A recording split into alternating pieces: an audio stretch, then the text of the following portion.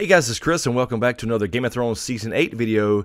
And today we continue our little series on things that are not going to happen in Game of Thrones Season 8.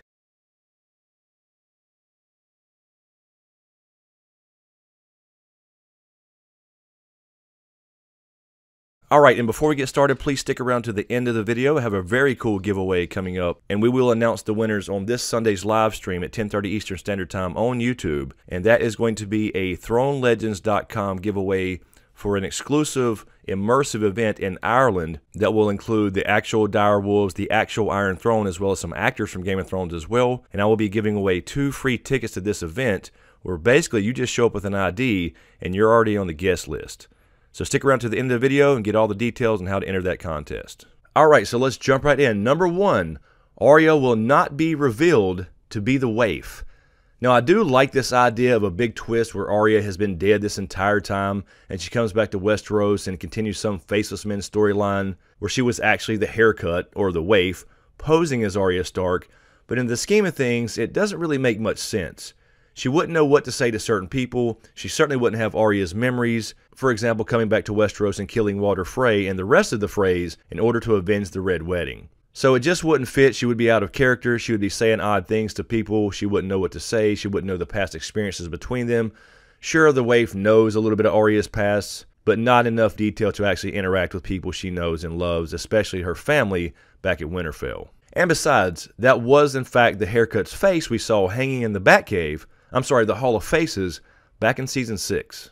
And on to number 2. There is not more than one Night King. So I know there's a lot of theories that there has been multiple Night Kings, that the first man we saw turn into the first White Walker has somehow passed down that title over generations, over 8,000 years supposedly. But this is the same antagonist that is coming back after all this time, again supposedly 8,000 years. It just doesn't make a lot of sense for a Sub-Zero Ice King to pass down the title to other White Walkers, which he clearly turned from human babies. I believe the showrunner simply used the name Night King in reference to the Night's King tale from the books to simply identify the de facto leader of the White Walkers and the first White Walker ever created, who I do believe will be a Proto-Stark. There has to be a reason he's coming back now and waited all this time, and we do have to get this final big twist in relation to the Night King, so it doesn't make sense that he somehow passed down this title to other White Walkers. And besides that, he actually is the exact same actor who we saw get turned into the White Walker in Bran's vision. And number 3, there will be no Nissa Nissa. At least in the sense of Jon stabbing Dany or Melisandre, for example, to gain a literal flaming sword. Again, I've said on many live streams here, what could that flaming sword do that a Valyrian steel sword or dragonglass can't already do?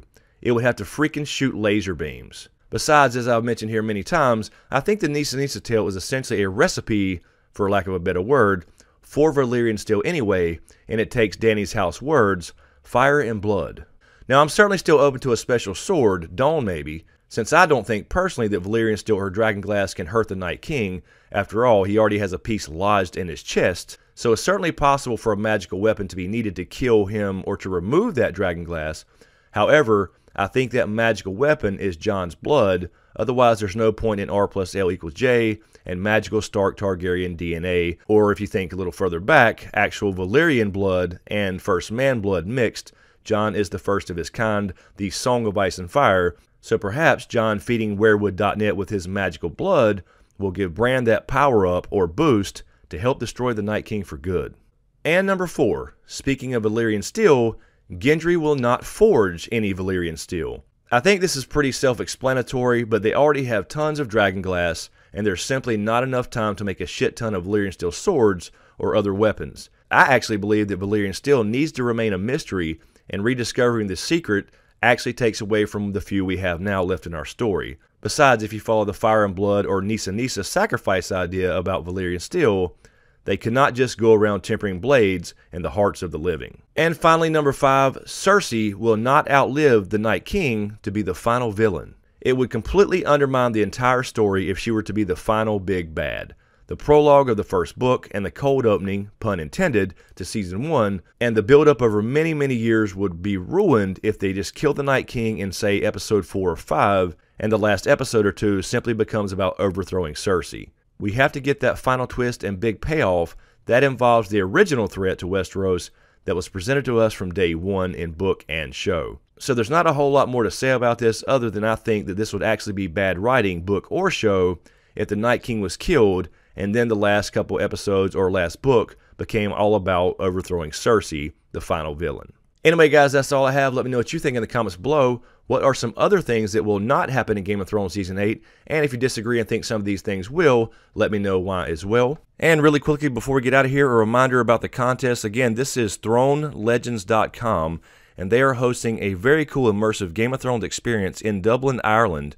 And it's going to include the actual Got Direwolves, Thor and Odin. If you remember a few weeks back, I did an interview with their owner, Will, and he's also involved in this as well, so you get to meet Thor and Odin, sit on the actual HBO replica Iron Throne. There's going to be costume characters. There's going to be a big dragon banquet, in other words, a huge feast, where you get to hang out with some GOT actors as well.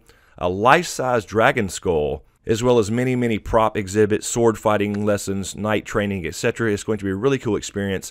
And I also got invited myself. Unfortunately, I can't make it to Ireland in the next week or so, but some of you may be able to, or perhaps already live in Ireland or close by. So in order to enter, just click the link in the description below. And in addition to just being a subscriber to this channel and leaving a comment on this video as well as sharing the video, there will be some other ways to enter as well for those who want more entries and more possibilities to win. And all that is there in the Gleam app. So be sure to click the link in the description below.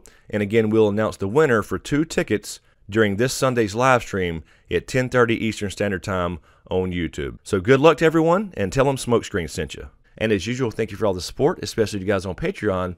And a huge shout out to my executive Patreon Smokescreen producers, D. Brown, Aaron Hadbig, Lala Gig, Hoonjob, Mike Colton, Doc Holliday, Anastasia, Carol Brown, Goska, Lisa Phillips, Alfred Boycemeyer, Dit Smith, and John Carey. Thank you guys so much. I really appreciate the support, and to everyone on Patreon and YouTube as well. And if you dig what I do here, please give these videos a like, comment, and a share, and be sure to subscribe to get everything, and be sure to click that notification bell so you're notified when I drop a new video. So thanks for watching, and we'll see you next time.